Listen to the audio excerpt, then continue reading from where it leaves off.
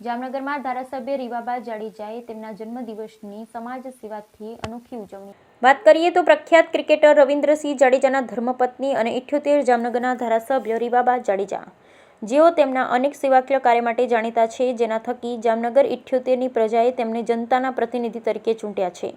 જામનગર ખાતે તેઓએ પોતાના જન્મદિવસની કંઈક અનોખી રીતે ઉજવવાનો સંકલ્પ કરતા તેઓ દ્વારા પ્રજાના સેવાકીય કાર્ય થકી તેને જામનગર ખાતે ઉજવ્યો, જેમાં સ્વખર્ચે 21 દીકરીઓના ખાતામાં સુકન્યા સમૃદ્ધિના ખાતામાં 11,000ના પ્રથમ હપ્તાની ભેટ, તેમની વિધાનસભામાં આવતા 2 વિભાગના 121 બાળકોને 1 વર્ષ માટે દત્તક લેવામાં આવ્યા, 11 દીકરીઓને લગ્નનું કર્યાવર ભેટ કરાયું, 11 રમતવીરોને ક્રિકેટ કિટ અર્પણ કરવામાં આવી, બૂથ પ્રમુખો, વોર્ડ પ્રમુખોને ₹10 લાખનો વીમો પ્રદાન કરાયો. થેલેસેમિયાના દર્દીઓ માટે ધારાસભ્યની ગ્રાન્ટમાંથી 5 લાખનું અનુદાન અપાયું. 75.5 લાખના ખર્ચે SBI સૌજન્યથી ICU ઓન વ્હીલ પ્રદાન. પોતાના કાર્યાલય ખાતે આધાર કાર્ડ સમાધાન કેન્દ્રનો શુભારંભ સહિત વિવિધ વોર્ડમાં આંગણવાડી કેન્દ્ર, સ્કૂલમાં કોમ્પ્યુટર ક્લાસરૂમ તેમજ સ્માર્ટ શાળાનું લોકાર્પણ કરવામાં આવ્યું.